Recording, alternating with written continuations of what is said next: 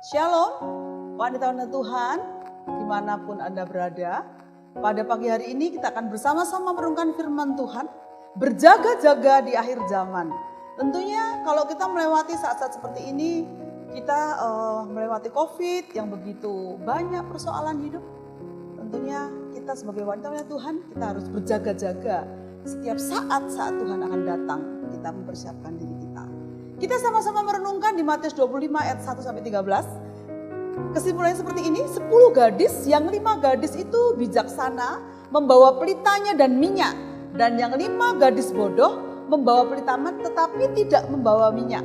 Kita bisa belajar bagaimana menjadi wanita-wanita yang bijak. Saat Yesus datang tentunya hanya 5 gadis yang bijaksana, yang bisa masuk perkenanan dan bisa masuk dalam perjamuan perkawinan. Yang harus kita lakukan menanti-nanti kedatangan Allah yang kita tidak tahu kapan waktunya akan datang. Satu hal yang paling penting, kita harus mempersiapkan diri dengan baik.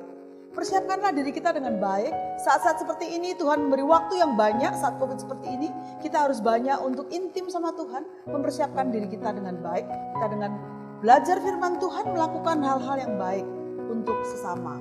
Yang kedua, kita melakukan bagian kita dengan setia.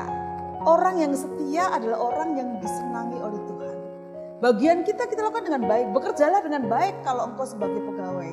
Jadilah seorang ibu rumah tangga yang baik dan setia saat kita menantikan kedatangan Tuhan Yesus. Dan yang ketiga, lakukan firman Allah.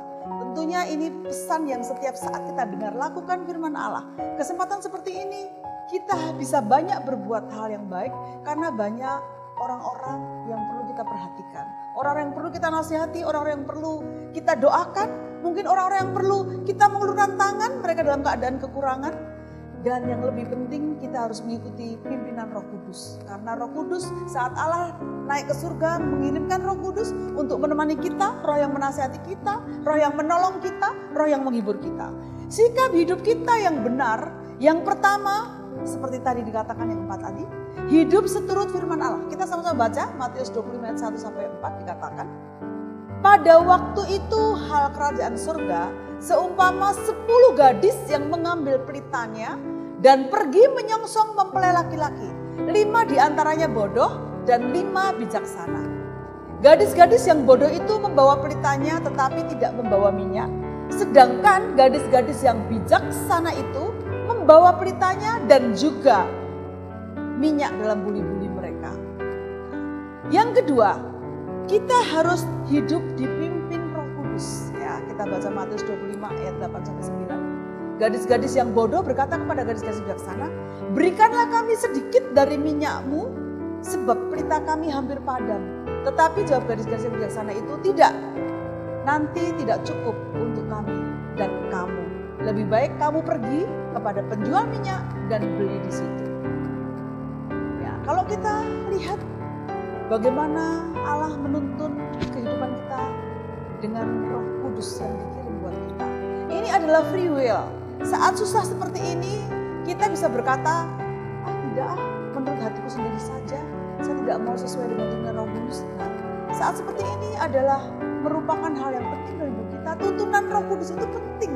Karena Roh penasihat, Roh yang selalu menghibur kita, Roh yang menolong kita, Roh yang memberi hikmat. Kalau tadi kita belajar dengan 5 gadis yang mempunyai hikmat, dia membawa lampu tetapi juga membawa minyak. Tentunya kalau kita dituntun Roh Kudus menjadi wanita-wanita yang berhikmat.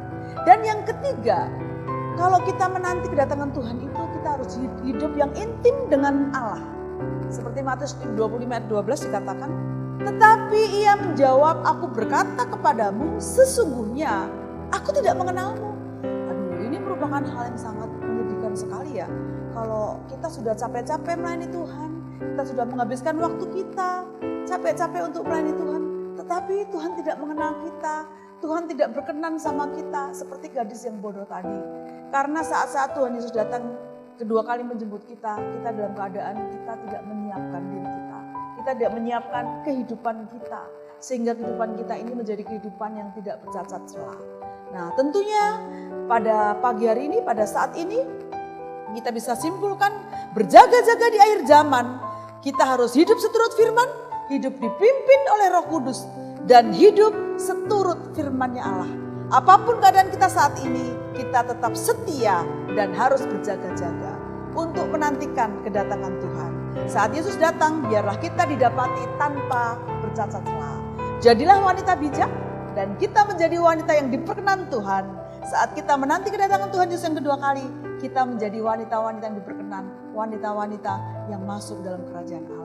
Terima kasih firman Tuhan saat ini sudah saya sampaikan. Biarlah menjadi berkat bagi kita semua.